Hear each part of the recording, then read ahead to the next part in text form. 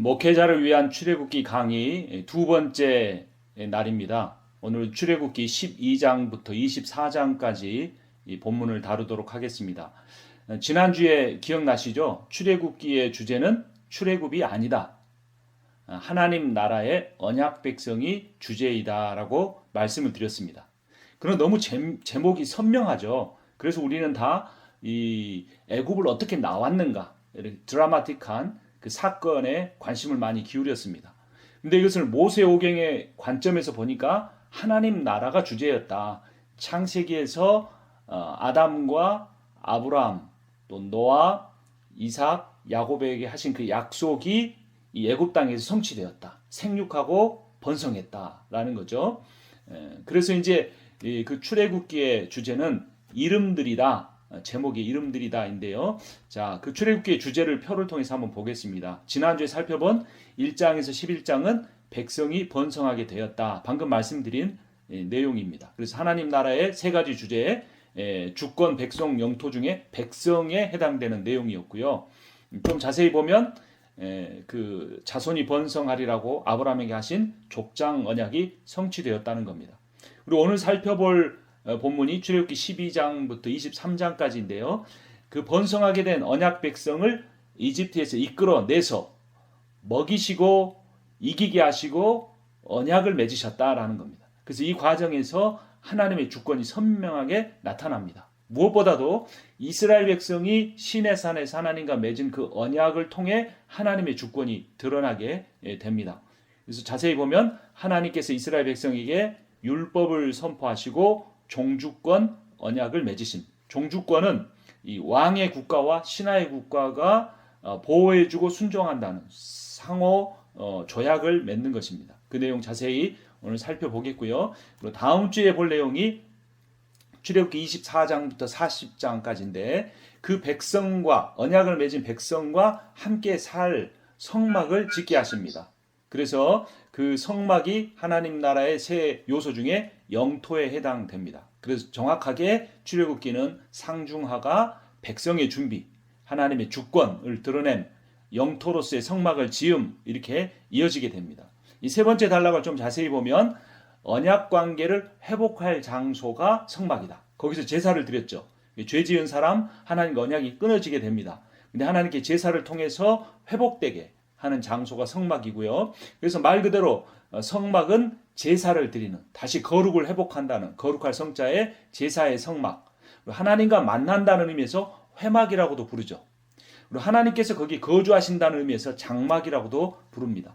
이게 하나님 나라의 세 요소 중에 영토라는 것. 그리고 이 출애굽기의 상중하가 시간의 관점에서 볼 때 출애굽 이전은 과거, 그리고 언약을 맺는 시점이 현재, 그리고 이 성막이라는 영토는 앞으로 가나안 땅을 바라보기 때문에 미래로 볼 수 있습니다. 이런 이제 세 토막의 구조를 가지고 우리가 출애굽기를 좀 더 자세히 들여다보면요. 그 가운데 토막 12장부터 24장을 좀 더 보도록 하겠습니다. 그 밑에 표를 보시면 12장의 주제는 출애굽이죠. 구원입니다. 13장은 무교절, 효모가 들어가지 않는 빵을 먹는 것과 첫 것은 하나님의 것이다. 이 주제는 거룩입니다. 14장과 15장 앞부분은 홍해를 어떻게 건넜는가, 또 건넌 뒤에 찬양하는, 또 이 홍해를 건넌 사건은 신약적 관점에서 볼 때 세례다라고 하는 거죠. 그래서 이 12장부터 15장 앞부분까지는 전체로 묶어보면 하나님의 구원이라고 볼 수 있습니다. 15장 뒷부분은 마라의 쓴물이 단물로 바뀌는 것, 치유를 의미합니다. 16장은 만나와 메추라기로 먹이시는 공급을 의미하죠. 17장 앞부분은 반석에서 물이 나게 하시는 것, 생명을 의미합니다. 17장에서는 아말렉을 이기게 하시는데 승리, 18장에서는 백부장 제도를 마련하시는데 제도, 그래서 15장 뒷부분부터 18장까지는 하나님의 도우심이라는 주제로 볼 수가 있고요. 19장은 시내산으로 이스라엘 백성들을 부르십니다. 만남이죠. 20장은 십계명을 선포하십니다. 십계명의 주제는 우리가 잘 아는 대로 하나님 사랑과 이웃 사랑, 하나로는 사랑입니다. 그리고 21장부터 23장까지는 십계명을 풀어서 자세히 설명한 율법은 질서를 의미합니다. 그리고 24장에서는 이제 언약식을 맺습니다. 선포한 율법에 기초하여 하나님은 이스라엘 백성을 보호해 주시고 이스라엘 백성은 하나님께 순종한다라는 언약식을 맺는데 그 언약식의 주제는 연합입니다. 그래서 19장부터 24장까지를 다 묶어보면 하나님의 언약이라고 볼 수가 있는데요. 그래서 이 세 부분, 이제 오늘 가운데 토막 중에 그 가운데 토막을 세 부분으로 보면 하나님이 이스라엘 백성을 구원해 내시고 그들을 광야에서 도와주신 다음에 시내산에서 언약을 맺으시는 그러한 내용이 되겠습니다. 자, 그럼 이제 본문 속으로 들어가 보겠습니다. 오늘은 지난 시간과 좀 다른 점이 있는데요. 그건 뭐냐면 제가 이렇게 강의를 하면 어떤 특별한 무슨 그 탤런트가 있어서 이렇게 하는 게 아닙니다. 성경을 매일 읽고 연구하고 묵상하고 주석을 참고하는 것밖에 없습니다. 그래서 제가 그렇게 스스로 PBS 퍼스널 바이블 스터디를 하면서 그 방법론을 이제 그 어떻게 해서 이런 내용들을 만들어내게 됐는가를 헤드라인으로 달았어요. 그리고 그걸 보시면 여러분들이 앞으로 누군가의 강의를 그냥 수동적으로 듣는 것만 아니라 내가 직접 성경 본문을 보면서 PBS를 또는 묵상을 하실 수가 있을 겁니다. 그래서 출애굽기 12장 3절에서는 어떻게 보느냐, 오실 메시아와 오신 메시아의 주제로 구속사적으로 묵상하고 구속사적으로 설교하라, 이런 방법론입니다. 그런 관점에서 출애굽기 12장 3절을 보면 우리 한 목소리로 읽도록 하겠습니다. 너희는 이스라엘 온 회중에게 말하여 이르라. 이달 열흘에 너희 각자가 어린 양을 취할지니 각 가족대로 그 식구를 위하여 어린 양을 취하되.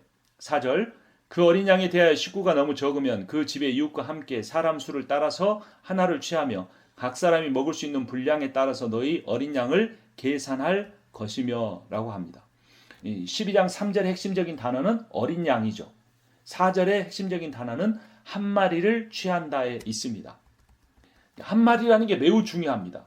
그래서 이 12장 1절부터 4절이 다 양의 곱기에 대해서 자세하게 설명을 하는데 이것이 한몸됨을 강조한다는 겁니다. 그래서 이스라엘 백성이 개별적으로 나온 게 아니라 집단적으로 나왔죠. 나와서 공동체를 형성했죠. 이 사실을 미리 양 한 마리를 먹음으로써 그 퍼포먼스를 통해 이스라엘 백성이 깨닫기를 원하시는 것이죠. 그래서 그 양의 고기에 대해서 이게 좀 내용이 섞였는데요. A번에 두 번째 그 라인을 보시면 양을 나누지 않고 통째에 구워야 하고 함께 먹어야 했다. 그것은 왕을 중심으로 하나됨을 의미한다. 입니다. 4절은 우리가 읽었고요. 46절 말씀 같이 한번 읽어보겠습니다. 어느 집이든지 고기는 한 집에서 먹어야 하며 그 고기를 조금이라도 집 바깥으로 가지고 나가서는 안 된다. 뼈가 하나라도 꺾어서는 안 된다라고 합니다. 한 집이라는 것, 집 안에서 먹어야 한다는 것, 그리고 뼈를 꺾지 않고 통째로 구워야 한다는 겁니다. 여러분 한번 생각해 보십시오. 양이 작지가 않죠. 그래서 그 양을 잘 구우려면 어떻게 해야 되겠습니까? 잘 이렇게 잘라야겠죠. 다리, 머리, 몸통으로 잘라야 될 텐데 그렇게 하지 않고 하나로 하면 굽기가 요리하기가 쉽지가 않습니다. 그럼에도 불구하고 통째로 구워라, 뼈는 하나도 꺾지 말아라 라고 하신 그 이유가 무엇이냐면 한 공동체임을 강조하는 겁니다. 그 한 공동체임을 강조하는 게 B번에 두 번째 단락에 보시면 예수 그리스도께서 떡을 나누어 주시면서 한 몸임을 강조한 내용과 관련이 됩니다. 예수께서는 또 빵을 들어서 감사를 드리신 다음에 떼어서 그들에게 주시고 말씀하셨다. 이것은 너희를 위하여 주는 내 몸이다. 이것을 행하여 나를 기억하라 라고 말씀합니다. 예수님이 하신 최후의 만찬은 우리가 잘 아는 것처럼 유월절 잔치를 이스라엘 백성들이 해마다 반복한 거죠. 그 잔치 때 떡을 들어서 보이면서 이것이 내 몸이다라고 말씀하셨는데 이 예수 그리스도의 한 몸을 상징하는 한 떡을 예수님의 제자들이 나눔으로써 그들이 하나라는 사실을 기억하게 된 겁니다. 여러분 대부분 성찬식에서 강조하는 건 뭡니까? 속죄죠. 예수의 보혈을 강조하고 그 예수의 피로 깨끗이 씻음을 받았다는 사실을 강조하지만 한 몸임을 강조하는 것은 그렇게 많지 않습니다. 그러나 이 유월절 이스라엘 백성들의 유월절 이 절기를 지키는 것과 예수 그리스도의 성만찬을 연결해 봤을 때는 한 몸이라는 사실을 매우 강조하고 있는 것을 볼 수 있습니다. 10번에 보시면 이 한몸됨은 에덴 동산에서의 한몸 사랑의 회복입니다. 창세기 2장 22절에 보면 여호와께서 하나님이 아담에게 취하신 그 갈빗대로 여자를 만드시고 그를 아담에게로 이끌어 오시니 23절 아담이 이르되 이는 내 뼈 중에 뼈요 살 중에 살이라 이것을 남자에게서 취하였은즉 여자라 부리리라 하니라. 이 뼈 중에 뼈다, 살 중에 살이다. 이 말은 어떤 의미냐면 한마디로 당신이 곧 나입니다 라는 의미입니다. 이건 최고의 사랑의 표현입니다. 여러분 우리가 이 세상에서 가장 사랑하는 존재가 누굴까요? 바로 자신이죠. 우리가 거듭되는 잘못을 행함에도 불구하고 용서할 수 있는 존재가 누굴까요? 자기 자신입니다. 그래서 율법에도 보면 하나님께서 내 이웃을 누구와 같이 사랑하라고 하셨냐면 내 이웃을 내 몸과 같이 사랑하라고 하셨습니다. 이게 사랑의 본질입니다.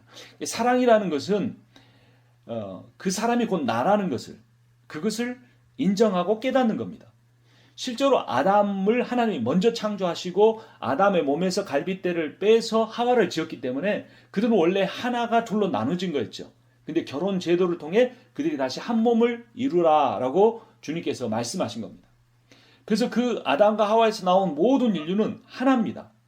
타락의 본질은 그 하나됨이 깨어진 거고 회복과 구속이라는 건 뭐냐면 그 하나됨이 회복되는 겁니다. 그 하나됨이 회복되는 것이 예수 그리스도의 죽으심과 부활을 통해 이루어졌는데 그 사이에 이 유월절 절기를 통해서 하나님이 다시 한번 강조하시는 겁니다.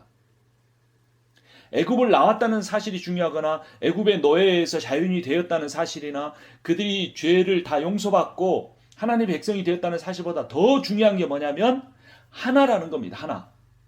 오늘날 이 시대에 21세기를 맞이하는 이 시대에 목회자들이 가장 기억해야 할 일이 그겁니다.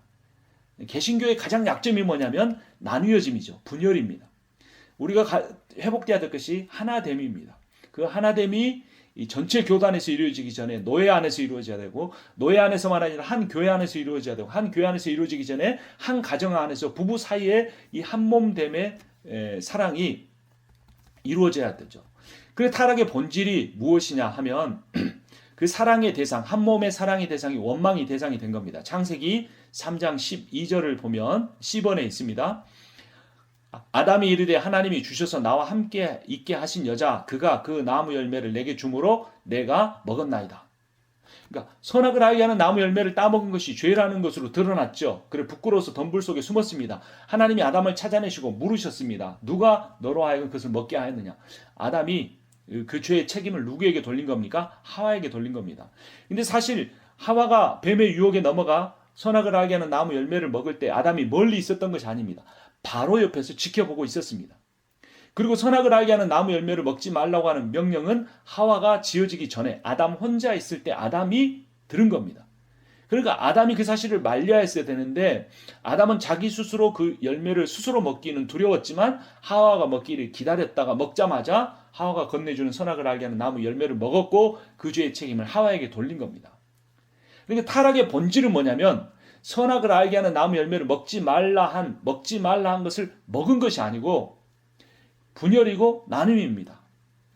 그러니까 하나님께서 온 세상을 창조하시고 아담에게 그걸 다 주셨는데 하나님과 연합의 관계에 있기만 하면 온 우주를 다스릴 수 있는데 아담이 하나님과 분리되어 자신이 하나님이 되려고 했기 때문에 우주의 주인의 자리를 잃어버리고 모든 피조 세계의 종이 되고 만 거죠. 그래서 하나님과의 관계만 끊어진 것이 아니라 아담과 하와의 관계마저도 끊어지게 된 겁니다. 그래서 이 부부 관계가 중요한 것이 뭐냐면 부부 관계가 매우 중요한 이유가 뭐냐면 이게 창조의 원형을 회복하는 거고 원죄를 극복하는 일이라는 겁니다. 여러분 목회자 가정이 화목할까요? 목사님과 사모님의 관계가 사랑으로 넘칠까요?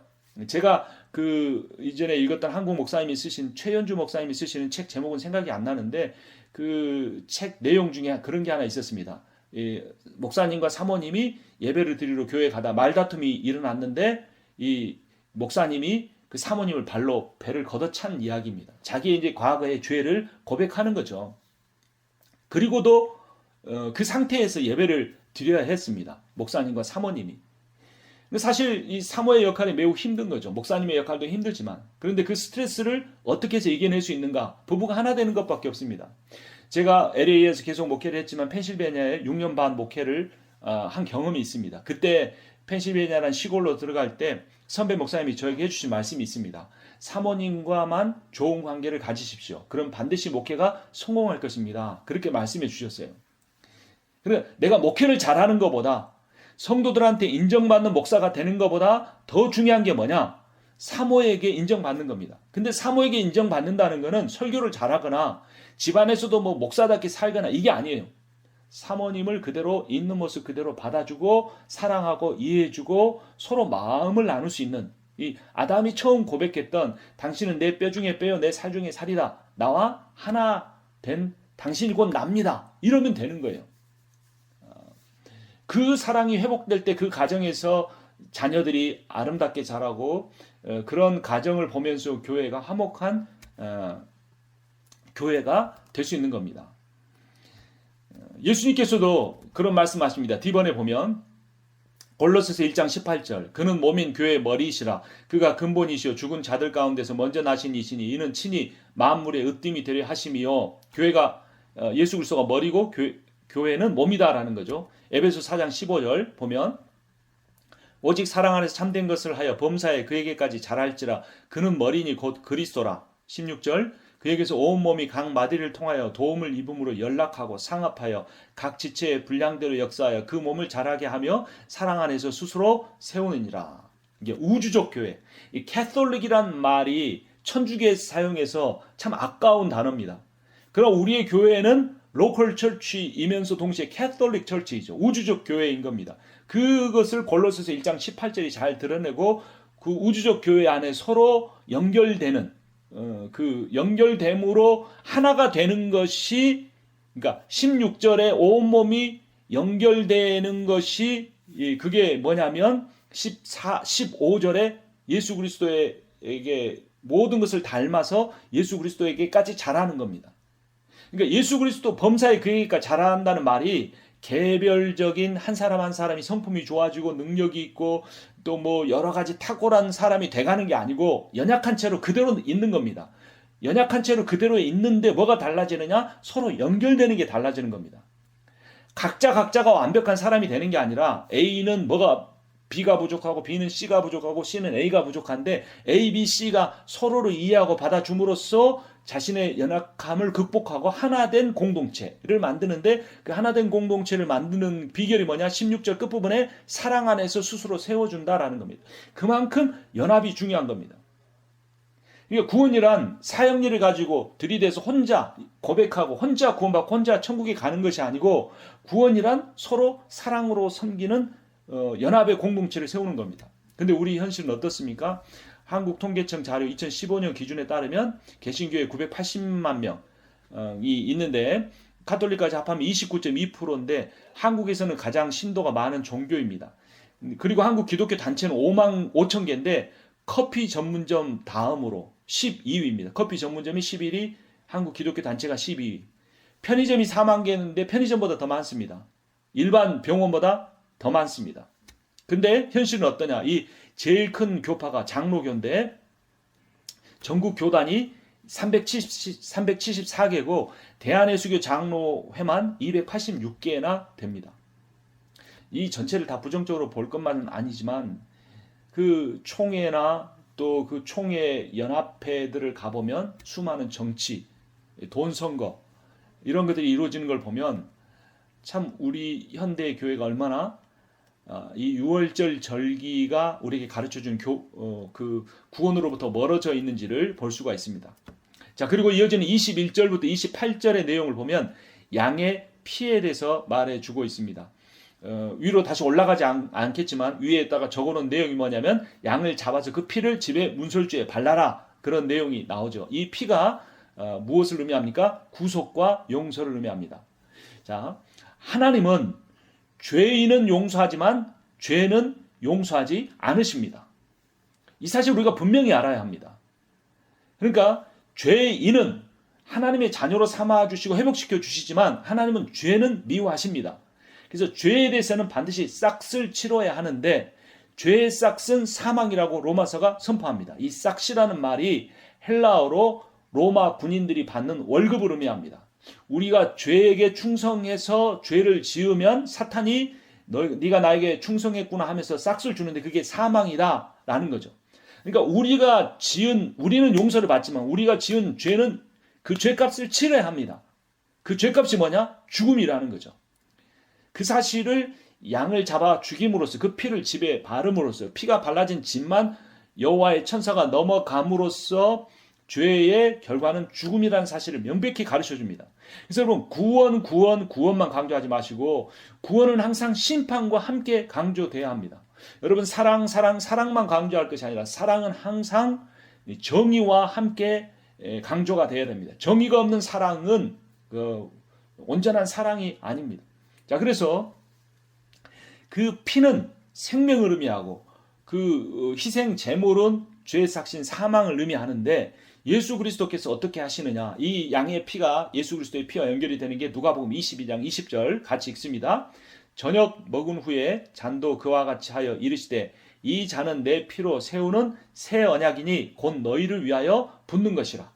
아까 큰 떡을 하나 빵을 가지고 쪼개서 이 떡을 나눠주면서 한 몸이라는 사실을 강조하는데 이 피는 그 잔이라고 했는데 이 잔이라는 단어는 신약 성경에서 심판을 의미합니다. 심판을 받는데 그 심판의 안에 피가 담겨져 있다는 것은 예수가 죽을 것을 의미하는 거죠.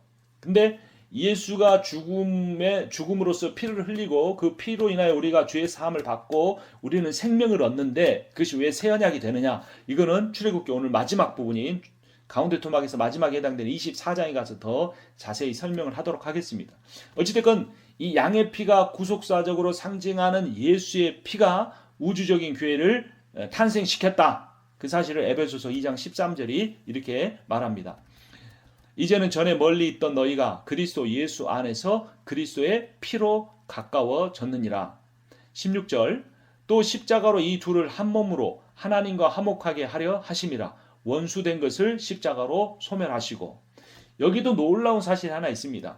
이 예수의 피로 말미암아 우리가 하나님과 화목되었다는 사실을 이 에베소서 2장 16절이 강조해 주지만 동시에 전에 멀리 있던 너희가 그리스도의 피로 가까워졌다, 화목하게 되었다는 사실도 강조합니다. 여기서 너희란 이스라엘 민족과 이방인을 의미하는 거죠. 결국 모든 인류를 의미하는 겁니다. 그래서 예수의 피조차도 그 양의 피만 아니라 양의 몸만 아니라 양의 피조차도 양의 피가 상징하는 예수의 피조차도 우리를 하나로 묶어주는 사실을 강조하고 있다는 것입니다. 그래서 이 유월절 절기를 통해서 우리가 받을 수 있는 교훈은 죄의 삭은 사망인데 그 사망의 대가를 어린 양이 치렀는데 그 어린 양이 상징하고 바라보는 건 예수 그리스도시다. 근데 그 예수 그리스도의 몸을 상징하는 떡이나 그가 흘리신 피가 상징한 바는 하나님과 우리의 관계만을 의미하는 것이 아니라 관계 회복만을 의미하는 것이 아니라 사람과 사이의 관계도 회복하는 것인데 이것은 에덴 동산에서 파괴된 원죄와도 관련된 것이다. 그러면 이 회복이 어디서부터 일어나야 한다? 가정에서부터 일어나야 한다. 그 가정에서 가장 중요한 것은 뭐다? 목회자 부부의 관계이다입니다. 저에게는 참 늘 제가 깨닫는 게 있습니다. 저와 하나님과의 관계를 명백히 드러내주는 거울이 하나 있습니다. 그 거울을 들여다보면 제 지금 영성이 어떤지 제 신앙의 상태가 어떤지를 알 수 있습니다. 그 거울이 뭐냐면 제 사모인 제 아내와의 관계입니다. 제가 아무리 열정적으로 설교를 하고 아무리 많은 은혜를 끼쳐도 제 아내의 관계가 온전치 않으면 하나님과의 관계가 온전치 않은 겁니다. 대부분 겉모습으로만 사역한 겁니다. 그러나 조금 은혜가 덜하고 좀 밖에서 힘이 없다고 할지라도 아내의 관계가 온전하면 제가 하나님과의 관계가 온전한 것을 늘 느낍니다. 그 사실을 여러분 목사님들 꼭 기억하시고 물론 사모님의 역할도 중요하지만 그래도 가정의 그 가장은 목회자이므로 목회자가 먼저 아내를 사랑하고 이해하고 받아주고 이렇게 대화하고 그런 일들을 끊임없이 해야 한다는 그것이 유월절 절기에 매우 중요한 적용이라는 사실을 우리가 기억했으면 좋겠습니다. 자, 두 번째 PBS의 방법, 묵상의 방법은 뭐냐면 각 문맥을 따라 읽으라입니다. 해당하는 장, 그 장이 속한 책, 그럼 출애굽기겠죠. 그 출애굽기가 속한 모세오경, 그리고 그 모세오경이 속한 구약성경, 구약과 신약의 관계, 이런 걸 전체를 살펴보는데 성구사전이 매우 필요합니다. 자, 13장 2절에 보면 처음 난 모든 것이라는 표현이 있고 13장 2절에 출애굽기 13장 15절에도 모든 처음 난 것이라는 표현이 있습니다. 한번 읽어보겠습니다. 처음 난 모든 것은 다 거룩히 구별하여 내게 돌리라. 이는 내 것이니라 라고 합니다. 15절에 보면 여호와께서 애굽 나라 가운데 처음 난 모든 것은 사람의 장자로부터 가축의 처음 난 것까지 다 죽이셨으므로 태에서 처음 난 모든 수컷들은 내가 여호와께 제사를 드려서 내 아들 중에서 모든 처음 난 자를 다 대속하리니. 처음 난 것이라는 것을 두 번 강조했죠. 이게 두 번 강조된 것, 2절에서 줄 그어놓고 15절에 줄 그어놓고 이걸 연결해서 두 번 강조되었다, 이건 중요한 주제다라는 사실을 이걸 캐치해내야 합니다. 자, 처음 난 모든 것은 다 내 것이다 인데요. 자, 이 출애굽기 13장은 구원에 관한 겁니다. 구속에 관한 겁니다. 양의 희생을 통해서 그 구속이 주는 원리가 자유만이 아니라는 겁니다. 이 매임이라는 겁니다. 그래서 어떤 그 유명한 그 영성가는 그런 말을 했습니다. 우리에게 주어진 유일한 자유는 하나님께 순종할 자유뿐이다 라는 겁니다. 근데 하나님께 순종하는 그 자유가 놀랍게도 우리를 얽어매는 세상의 모든 것으로부터 자유함을 얻을 수 있습니다. 열등감, 패배감, 무력감, 욕망, 모든 그 우리를 매이고 있는 것으로부터 자유를 얻을 수 있는 유일한 길이 뭐냐? 그 하나님께 매임에 있다는 겁니다. 하나님 말씀에 순종함으로써 자유를 얻을 수 있게 있다는 겁니다. 그래서 인간은 결코 혼자 독립적으로 자유를 누릴 수는 없는 존재입니다. 세상에 매이든지 하나님께 매이든지 해야 되는데, 자, 그런데 왜 하나님께서는 그 매임에 대해서 첫 번째 것만 나에게 매이게 하라 그런 말씀을 하셨을까? 출애굽기에서 처음 난 것 두 번 강조하면서 민수기 3장 13절에 보면 다시 강조합니다. 처음 태어난 자는 다 내 것임은 내가 애굽 땅에서 그 처음 태어난 자를 다 죽이던 날에 이스라엘의 처음 태어난 자는 사람이나 짐승을 다 거룩하게 구별하였음이니.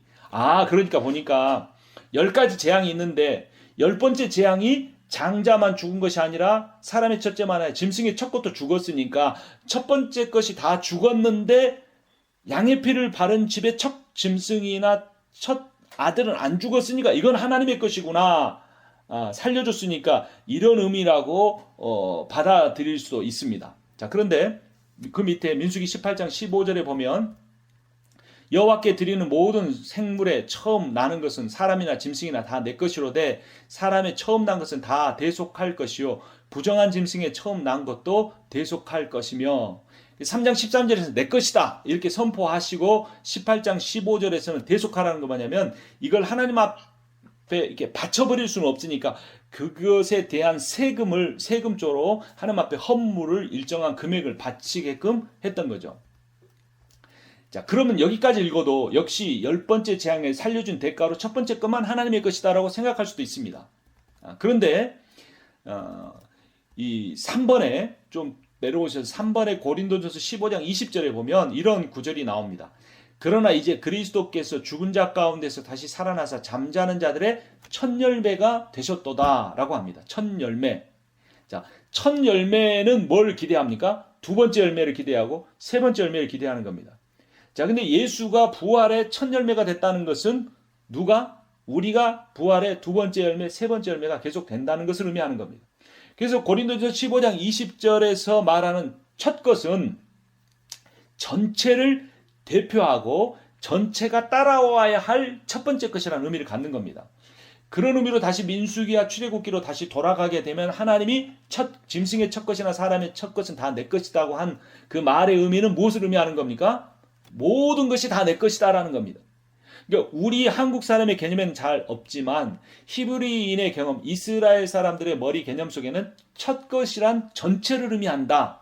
이게 그들의 어떤 관용적인 개념입니다. 그래서 모든 것이 다 내 것이다 라는 그 대표성의 원리를 가지고 첫 번째 것은 특별히 내 것으로 너희들이 기억해야 한다라고 하신 겁니다.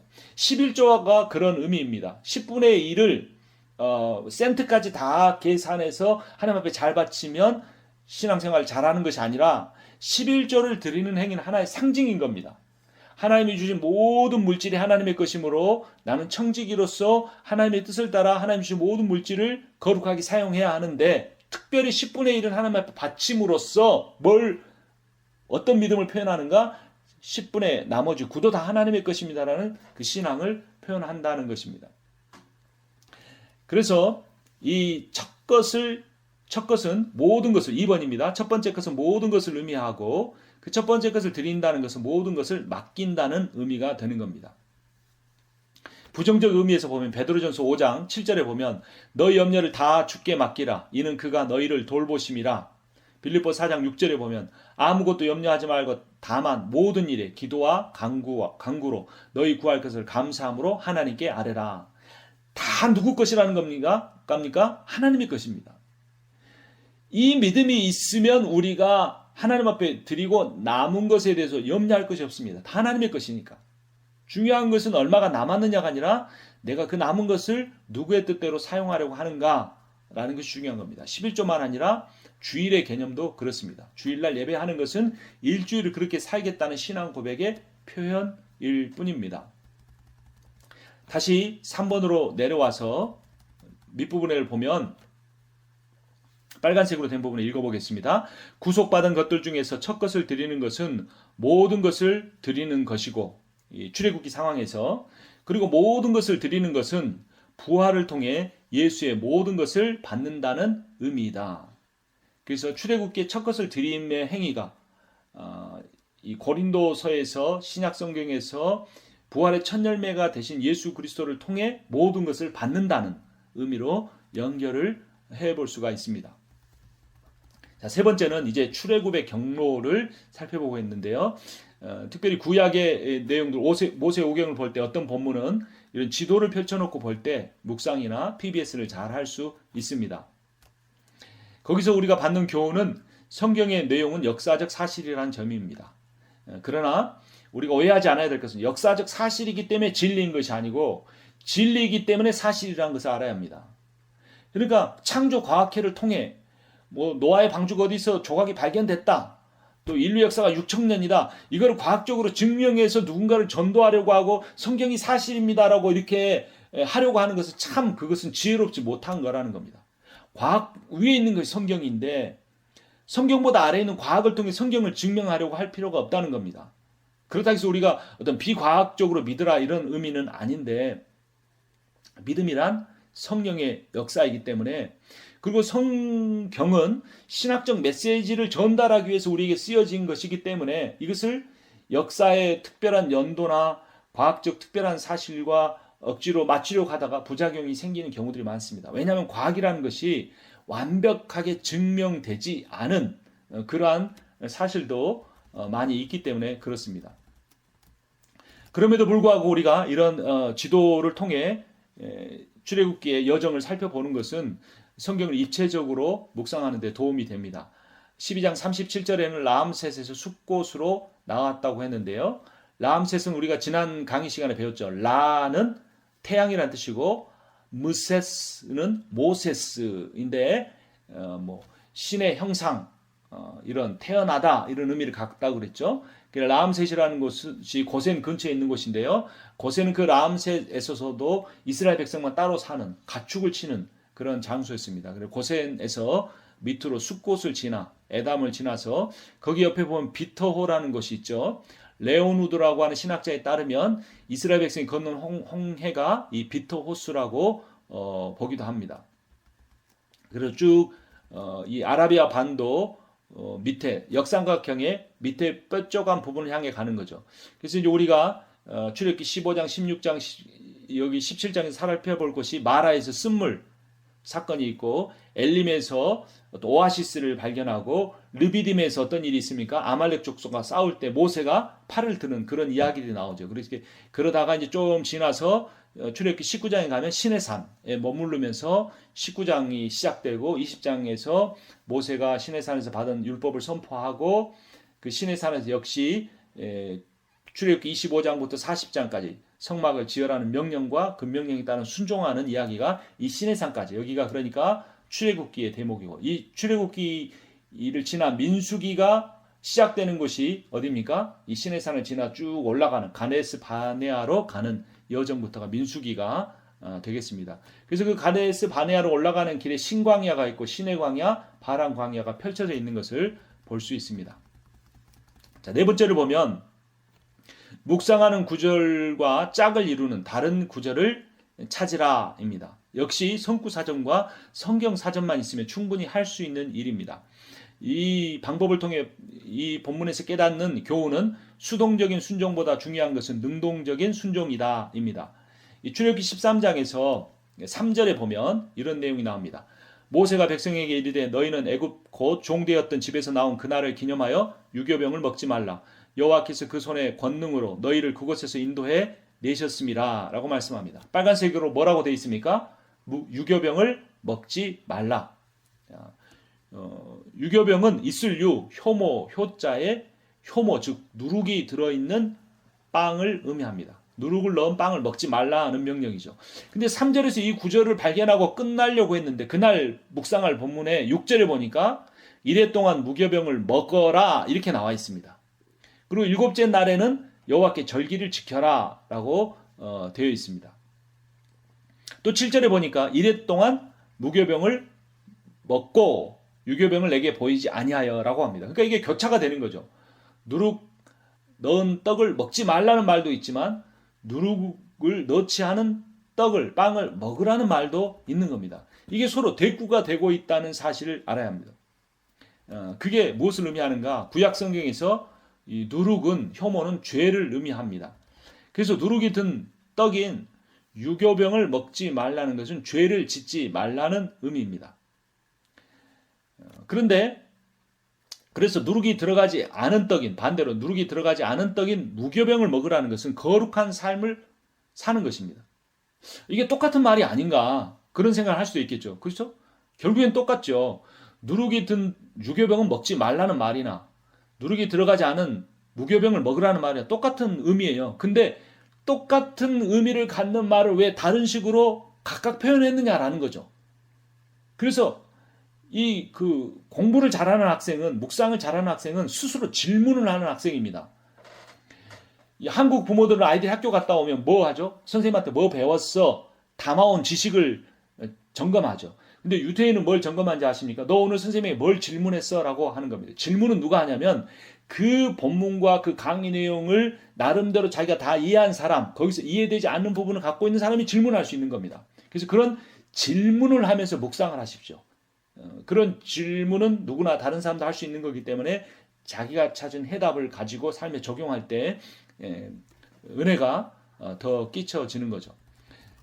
그래서 A번에 밑부분을 보면 말라, 뭐뭐 하지 말라라는 부정적 계명, 수동적 계명이 있고 뭐뭐 해라라는 긍정적 계명, 능동적 계명이 있는데 이 두 가지를 우리가 함께 생각해야 한다는 겁니다.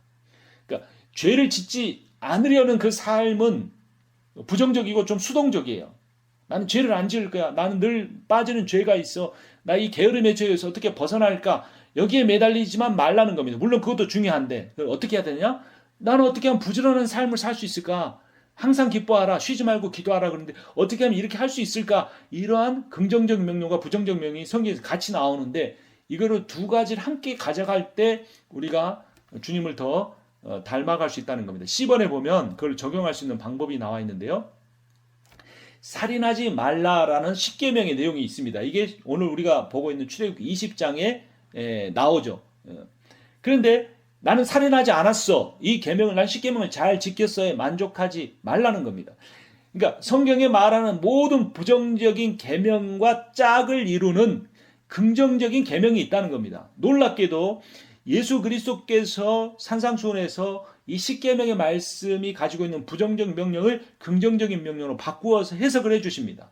그러니까 모세는 신의 산에서 십계명을 받아서 백성에게 주었는데 예수 그리스도는 역시 산에서 그 십계명의 근본 정신을 가르쳐 주시는 겁니다. 자, 예를 들면 요한일서 3장 15절을 보면 부정명령이 그대로 나타나 있습니다. 그 형제를 미워하는 자마다 살인하는 자니 살인하는 자마다 영생이 그 속에 거하지 아니하는 것을 너희가 아는 바라. 그러니까 살인하지 말라를 좀 더 확대했습니다. 뭐 하지 말라까지? 미워하지 말라까지. 근데 하지 말라는 부정적 그 계명은 그대로 미워하지 말라라고 그대로 연결이 돼 있습니다. 근데 예수께서는 이 부정적 명령을 긍정적 명령으로 바꾸십니다. 마태복음 5장 43절에 45절을 보면 또 내 이웃을 사랑하고 내 원수를 미워하라 하였다는 것을 너희가 들었으나 나는 너희에게 이르노니 너희 원수를 사랑하며 너희를 박해하는 자를 위하여 기도하라. 이같이 한즉 하늘에 계신 너희 아버지의 아들이 되리니. 자, 여기서는 살인하지 말라는 그 말씀을 어떻게 확대합니까? 그 앞에 보면 살인하지 말라는 말씀에 대한 해석이 있고 이 43절과 45절이 나온 겁니다. 그걸 어떻게 말하는 겁니까? 이웃을 사랑하는 것까지. 그리고 원수를 사랑하는 것까지. 그리고 그 원수를 위하여 기도하는 것까지 하라. 45절에 이같이 한즉, 이같이 해야 하늘에 계신 너희 아버지의 아들이 될 것이다 라는 겁니다. 그러니까 이 산상수훈의 관점에서 보면 우리가 살인한 자를 어떻게 사람을 죽일 수 있느냐라고 비난할 수 없어요. 왜냐하면 우리는 누군가를 미워함으로써 그 사람을 살인했기 때문입니다. 그럼 그렇게 사람을 실제로 죽인 살인자와 같지 않은 다른 삶을 살려면 어떻게 해야 되는 겁니까? 이웃을 사랑하는 삶을 사는 사람만이 그러한 말을 할 수 있다는 겁니다. 이 부분에 대해서는 좀 더 뒤에서 자세하게 율법, 출애굽기 20장 율법에도 자세히 나오니 그것을 더 보도록 하겠습니다. 그래서 다시 적용해 이 B번에 보면 신약의 관련성을 보면 출애굽기에서 누룩을 넣은 빵을 먹지 말라 그러는데 이 누룩은 외식을 의미합니다. 바리새인의 교훈, 겉으로 종교적인 삶을 살아가는 그런 모습을 의미합니다. 신약에 적용할 때. 그래서 이 무교절에 무교병만 먹어야 하는 그 삶의 그 절기의 특징을 보면서 우리가 우리 자신을 살펴봐야 될 것은 내가 너무 종교적이지 않는가라는 겁니다. 내가 너무 종교적인 걸 가지고 성도를 판단, 좋은 성도, 좋지 않은 성도로 구별하지 않는가라는 겁니다. 제가 LA로 다시 돌아온 뒤에 좀 일을 하고 있는데요. 그 일을 하면서 보니까 하나님을 믿지 않는 사람 중에도 정직한 사람이 있고 하나님 믿는 사람 중에도 정직하지 않은 사람이 있습니다. 이게 도대체 어떻게 된 일일까요? 물론 그 단편적인 모습으로 그 사람의 모든 삶을 평가할 수는 없지만 교회에 와 있는 시간이 많고 교회에 봉사하는 내용이 많으면 신앙이 좋다라고 우리가 결코 단정할 수가 없다는 겁니다. 그것은 바리새인의 외식과 같을 수 있다는 겁니다. 출애굽 때 먹지 말라고 한 빵에 넣지 않아야 할 누룩과도 같을 수 있다는 겁니다. 이 바리새인의 교훈은 그 율법을 해석한 그 탈무드의 내용이나 그 할라카의 그 내용을 성경보다 더 중요하게 여기는, 그리고 오늘날로 말하면 교회 전통과 같은 거죠. 개교의 전통, 장로교의 전통, 이런 것들, 그런 것들을 더 중요시하는 그러한 삶으로부터 벗어나야 하고, 그 모든 것들을 벗어난 진정한 무교병을 먹는 삶은 무엇인가? 사랑하는 삶이라는 겁니다. 이것은 계속해서 오늘 강의를 통해 강조될 겁니다. 자, 그럼 출애굽기 13장에서 21절로 가보겠습니다. 21절 말씀 함께 읽겠습니다. 여호와께서 그들 앞에서 가시며 낮에는 구름 기둥으로 그들의 길을 인도하시고 밤에는 불 기둥을 그들에게 비추사 낮이나 밤이나 진행하게 하시니. 구름 기둥과 불 기둥이 무엇을 위해서 필요했을까요? 첫 번째는 하나님의 인도를 받기 위해서 필요했습니다. 민수기 14장 14절 보면 이 땅 거주민에게 전하리이다. 주 여호와께서 이 백성 중에 계심을 그들도 들었으니 곧 주 여호와께서 대면하여 보이시며 주의 구름이 그들 위에 섰으며 주께서 낮에는 구름 기둥 가운데서 밤에는 불 기둥 가운데서 그들 앞에 행하시는 것이니이다. 그래서 하나님이 이끌어 주시는 것, 어디로 갈지를 가르쳐 주시는 거죠. 또 하나는 낮에는 광야가 매우 뜨거운 햇빛이 강했는데 구름 기둥으로 가려주시고, 밤이 되면 반대로 매우 추웠는데 불 기둥으로 그들을 따뜻하게 보호해 주셨다는 겁니다. 그러나 가장 중요한 것은 뭐냐면 하나님께서 이스라엘 백성과 함께함을 강조하기 위해서였다는 거죠. 그러니까 이번에 B번에 보면 출애굽기 13장 22절 말씀이 있죠. 낮에는 구름기둥, 밤에는 불기둥이 백성 앞에서 떠나지 아니하니라. 하나님의 임재를 상징했고 그 임재가 이스라엘 백성을 떠나지 않았다는 겁니다. 이것이 신약에 와서 임마누엘 신학으로 연결이 됩니다. 마태복음 1장 23절에 보면 보라 처녀가 잉태해 아들을 낳을 것이요 그의 이름은 임마누엘이라 하리라 하셨으니 이를 번역한즉 하나님이 우리와 함께 계시다 함이라. 그러니까 성육신의 핵심은 하나님이 우리와 함께 계신다라는 거고 이게 얼마나 중요했으면 예수라는 이름이 있는데 임마누엘이라는 별명을 붙여주셨습니다. 임은 히브리어로 영어 with의 뜻이고 아누는 us, 엘은 God입니다. God is with us가 임마누엘의 뜻입니다. 그런데 마태복음이 1장 23절에 이렇게 임마누엘의 신학으로 시작해서 마태복음 마지막 28장 20절이 임마누엘의 신학으로 끝납니다.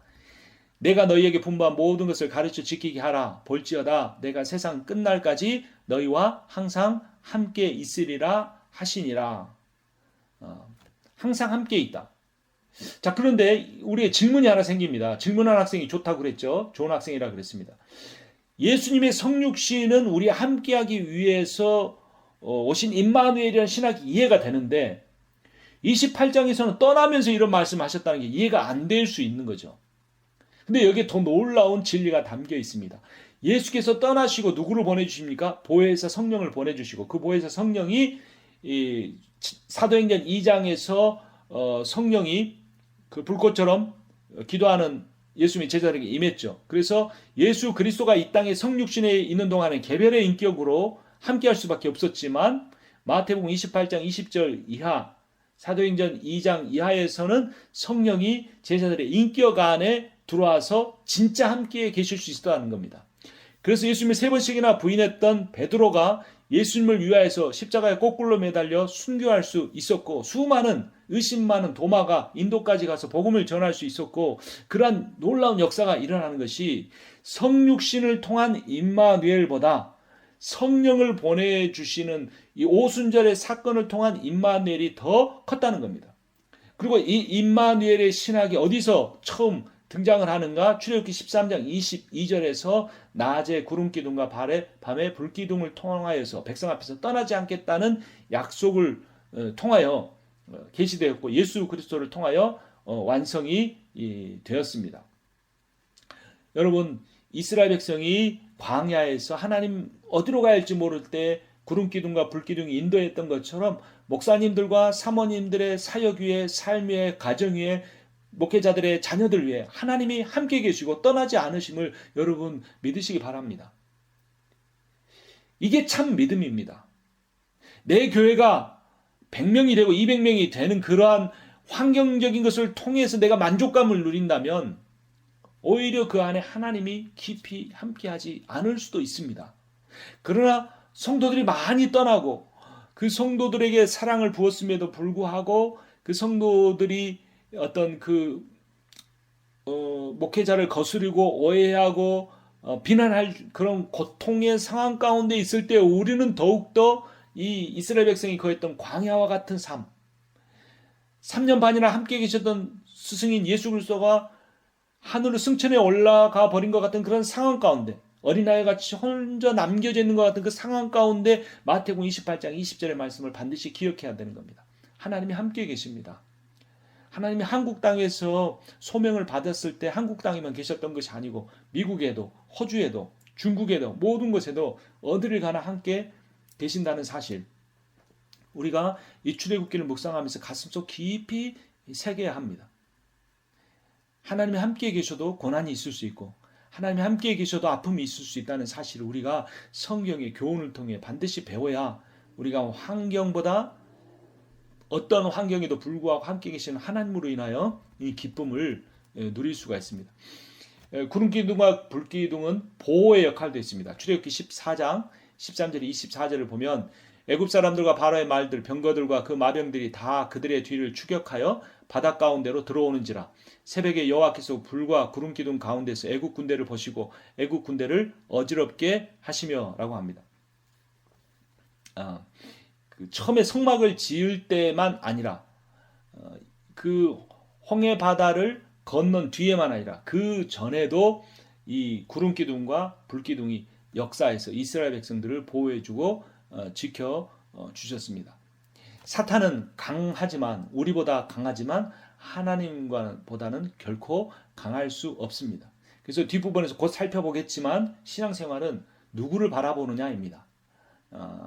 쫓아오는 애굽의 군대를 바라보지 않고 그 군대를 흐트러 버릴 수 있고 그 파괴하실 수 있는 불기둥과 구름기둥 가운데 역사하시는 하나님을 바라보는 것이 신앙입니다. 자, 첫 번째는 PBS나 묵상을 할 때 신학적 의미를 발견하기 위해 성경 전체 문맥을 살피라라는 것입니다. 여기서 받을 수 있는 교훈은 하나님은 위기와 고난을 통해 구속 역사를 완성해 가신다는 겁니다. 목회를 하다 보면 이런 질문이 생기죠. 우리 교회에 딱 그 성도 한두 명만 딱 빼내면 참 우리 교회가 화목해질 텐데, 이런 혹시 그런 고민해 보신 적 없습니까? 아마 목사님들은 경건하셔서 그런 생각 안 하셨을지 모르는데 저는 그런 생각을 해본 적이 있었습니다. 그래서 제가 어떤 분에게 가서 그런 말을 했더니 이런 말씀을 하셨어요. 그 두 사람을 딱 빼서 다른 곳으로 가게 하면 좋을 것 같은데 그 사람이 빠져나가면 그 사람보다 더 강한 사람이 교회 공동체 안에 들어온다는 겁니다. 그러니까 지금 있는 사람 나에게 주신 성도인 줄 알고 사랑으로 끝까지 참고 견디고 섬겨라, 이런 말씀을 해주셨어요. 참 목회 경험에서 나온, 연륜에서 나오는 그러한 어떤 상담의 내용이었는데요.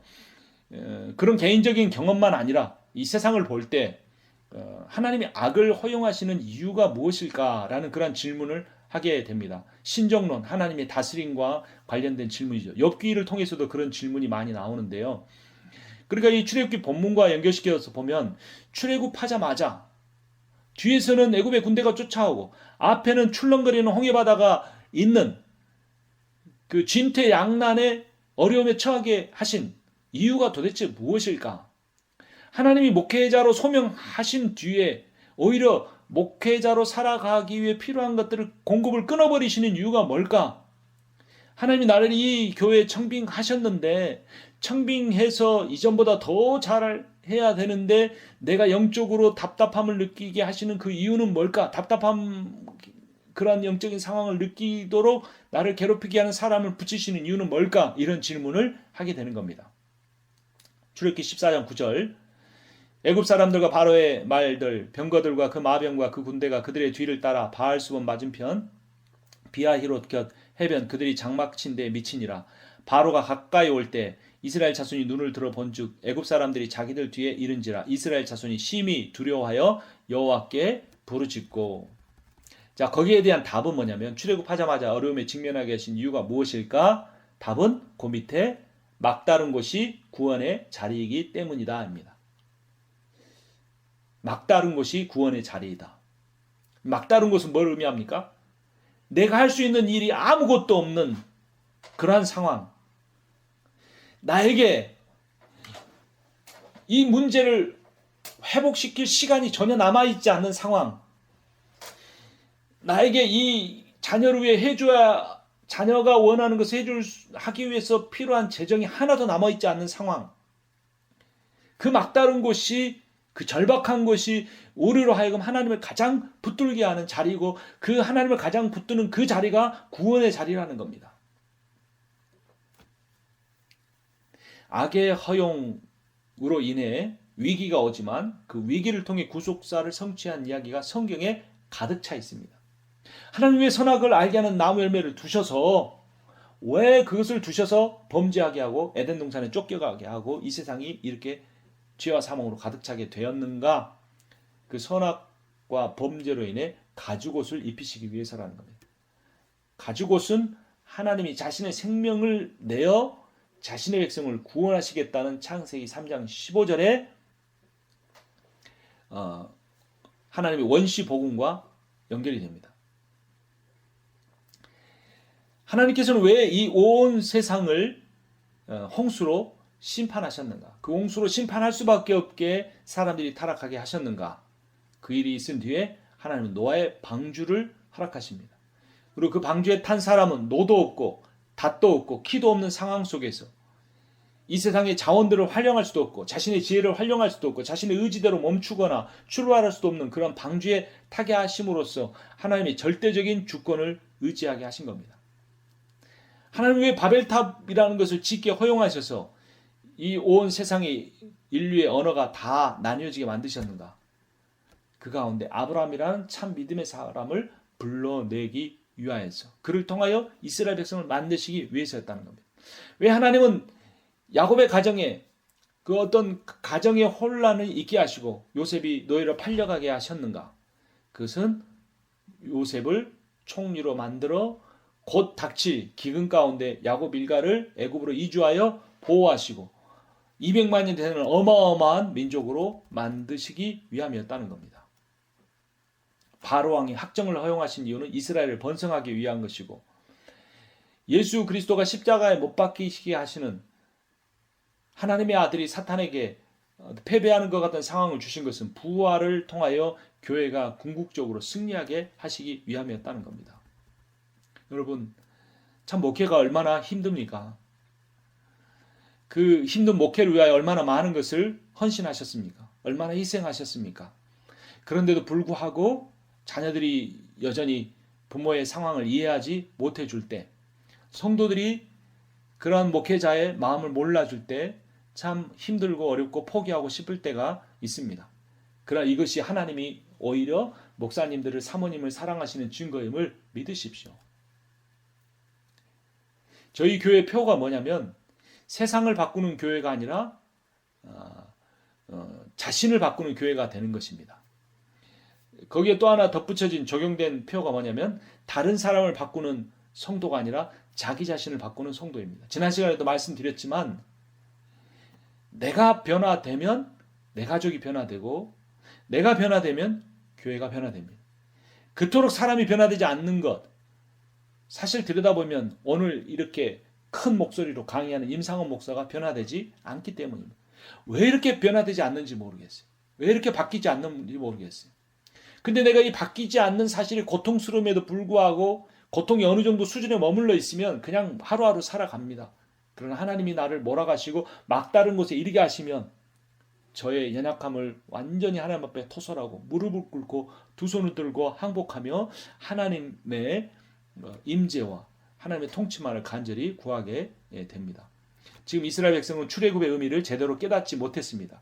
이집트를 나와서 가나안으로 간다는 설레임은 있지만 지리적으로 이동하긴 했지만 이집트의 왕으로부터 정치적으로나 신앙적으로 독립하지 못했습니다. 그 상황을 그들의 그 아주 악하고 미련하고 어리석은 신앙의 상태를 드러내기 위해서 뒤에는 바로의 군대가 쫓아오고 앞에는 홍해바다가 가로막고 있는 상황 가운데 그들을 진퇴양난의 상황에 두신 겁니다. 출애굽기 14장 11절에 그들이 드러납니다. 그들이 또 모세에게 이르되 애굽에 매장지가 없어서 당신이 우리를 이끌어내어 이 광야에서 죽게 하느냐? 어찌하여 당신이 우리를 애굽에서 이끌어내어 우리에게 이같이 하느냐? 12절 더 어이없는 말이 나옵니다. 우리가 애굽에서 당신에게 이른 말이 이것이 아니냐? 이르기를 우리를 내버려 두라. 우리가 애굽 사람을 섬길 것이라 하지 아니하더니 애굽 사람을 섬기는 것이 광야에서 죽는 것보다 낫겠노라. 여기에 인간의 본질이 있습니다. 여기에 오늘날 그리스도인이라고 말하는 수많은 기독교인들의 정체성이 담겨 있습니다. 왕을 바꾸지 않은 채로 장소만 바꿔서 세상에 어떤 곳에 앉아있는 그 자리가 아니라 교회 강대상에 앉아있다고 자기가 구원받았다고 착각하는, 아직도 세상의 왕을 섬기는 그 마음 가득한 그 소원을 기도의 대상만 바꿔서 이루려고 하는 그런 상태에 있는 사람들의 실체를 고난을 통해서 하나님은 적나라하게 드러내기를 원하시는 겁니다. 고난이 없으면 그 정체성도 깨닫지 못한 채로 불쌍하게 죽어갈 텐데 고난이 있기 때문에 다시 한번 우리의 삶에 대해서 진지하게 생각해 보는 것입니다. 근데 그 진지한 고민이 목회자에서부터 있어야 된다는 겁니다. 나는 누구를 섬기고 있는가? 내가 하나님을 섬기고 있는가? 사람을 섬기고 있는가? 내가 하나님의 눈치를 보고 있는가? 성도의 눈치를 보고 있는가? 내가 하나님을 두려워하는가? 내가 목회의 실패를 두려워하고 있는가? 이 사실을 정확하게 들여다봐야 합니다. 하나님을 두려워하면 더 이상 사람이 두렵지 않고 내가 하나님을 경외하는 만큼 사람들이 나를 긍정적 의미에서 두려워할 수 있을 겁니다. 정리합니다. 구원은 왕을 바꾼 겁니다. 바꾸는 것입니다. 교회라는 공간에 머문다고 구원받는 것이 아닙니다. 교회 밖의 공간도 다 하나님의 나라입니다. 어느 곳에서든지 하나님을 왕으로 섬기고 사랑하는 사람만이 구원받은 하나님의 백성입니다. 그리고 그들의 모든 진실한 신앙은 위기 때 절박한 상황 가운데서 드러나게 됩니다. 그래서 절박한 상황 가운데 계신다면 저도 여러분들을 위해서 기도하겠지만 그 자리가 하나님이 나를 가장 사랑하시는 자리인 줄 알고 자신을 하나님 앞에 적나라하게 드러내고 인정하고 변화되는 기회가 되시길 바랍니다. 잠깐 쉬었다 했으면 좋겠습니다. 목사님 한 5분 정도 쉬어도 될까요? 네, 목사님 수고하셨습니다. 5분 쉬었다가 다시 모이도록 하겠습니다. 5분입니다. 감사합니다.